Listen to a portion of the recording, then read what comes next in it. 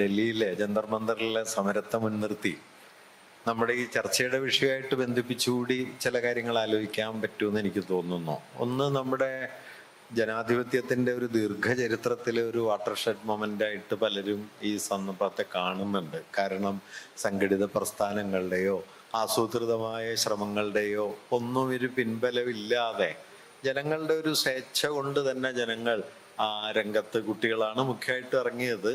പക്ഷെ അവരെ പിന്തുണച്ച് വലിയ പശ്ചാത്തലങ്ങളിൽ പലരും വന്നു. അത് കേവലം കുട്ടികളുടെ സമരം എന്ന് പറയുന്നതും അത്ര വസ്തുതാപരമല്ല. അതിന്റെ പിന്നിൽ ധാരാളം ആളുകൾ അണിനിരക്കുകയും ചെയ്തു. പക്ഷെ അത് ഇതുവരെയുള്ള നമ്മുടെ സമരങ്ങളുടെ, പ്രതിരോധങ്ങളുടെ ഒക്കെ രീതികളിൽ നിന്ന് മാറുകയും ജനാധിപത്യത്തെക്കുറിച്ചുള്ള ഒരു സോഷ്യൽ ഇമാജിനേഷനെ വേറൊരു നിലയിലേക്ക് അത് കൊണ്ടുപോവുകയും ചെയ്തു എന്ന് നിരീക്ഷിക്കപ്പെടുന്നുണ്ട്. രണ്ട് കാര്യങ്ങൾ ശ്രദ്ധേയമാണ്. ഒന്ന്, ഇതുവരെ ഉണ്ടായിരുന്ന സമരങ്ങളൊക്കെ സമൂഹത്തിന്റെ ഏതെങ്കിലും ചില ലെയറുകളെയാണ് സ്പർശിക്കുന്നതെങ്കിൽ ഇത് ഏതാണ്ട് സമൂഹത്തിലുടനീളം സ്പർശിക്കുന്ന ഒരു നിലയിലേക്ക് അത് എത്തിച്ചേർന്നു. ആളുകളുടെ ഒരു വൈകാരികതയെ അതിൻ്റെ നേരത്തെ നമ്മൾ പറഞ്ഞ ഒരു ധാർമ്മിക മനസാക്ഷിയെ സ്പർശിക്കാനൊക്കെ ആ സമരത്തിന് കഴിഞ്ഞു. അങ്ങനെ സംഘാടനത്തിന്റെ തലത്തിലും അതിൻ്റെ ആന്തരികമായ ഒരു ഊർജത്തിന്റെ തലത്തിലുമൊക്കെ ഈ CJPയുടെ സമരവും അതിനോട് ചേർന്ന് വന്ന സന്ദർഭങ്ങളും ഒക്കെ വളരെ ശ്രദ്ധേയമായിരുന്നു.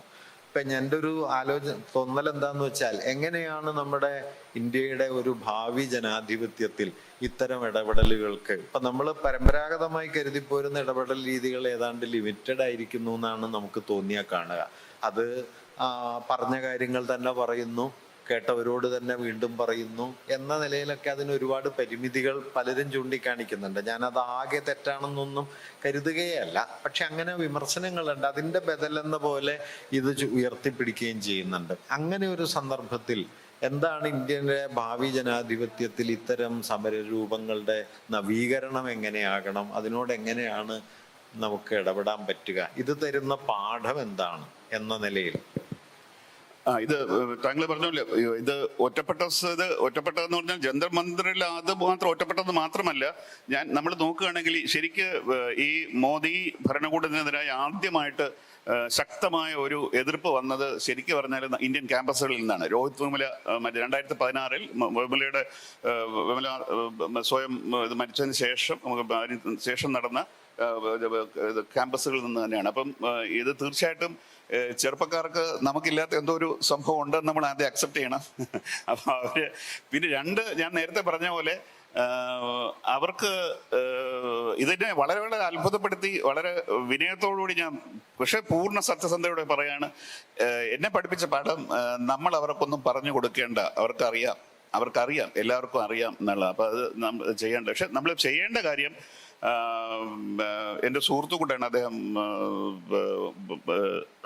സുദീപ്ത മണ്ഡൽ എന്ന് പറഞ്ഞ വളരെ നല്ലൊരു ജേർണലിസ്റ്റാണ്, ന്യൂസ് മോണിറ്ററിൽ എഴുതുന്നത്. സുദീപ്ത മണ്ഡൽ പറഞ്ഞ കാര്യം, നമ്മൾ ഇത് ആഘോഷിക്കുന്നത് നല്ലത് തന്നെ, പക്ഷെ നമുക്കിപ്പോഴും ഈ കുട്ടികളുടെ ഈ പല മറ്റ് വിഷയങ്ങളിൽ, അതായത് നമ്മുടെ രാജ്യത്തിൻ്റെ നമ്മുടെ ഭാവിയെ നിർണ്ണയിക്കുന്ന പല വിഷയങ്ങളിലും എന്താണ് ഇവരുടെ നിലപാടെന്ന് നമുക്കറിയില്ല. ഉദാഹരണത്തിന് ഒന്ന് റിസർവേഷൻ, അതിനെക്കുറിച്ച് ഇവരെന്താണ് ചിന്തിക്കുന്നതെന്ന് നമുക്കറിയില്ല.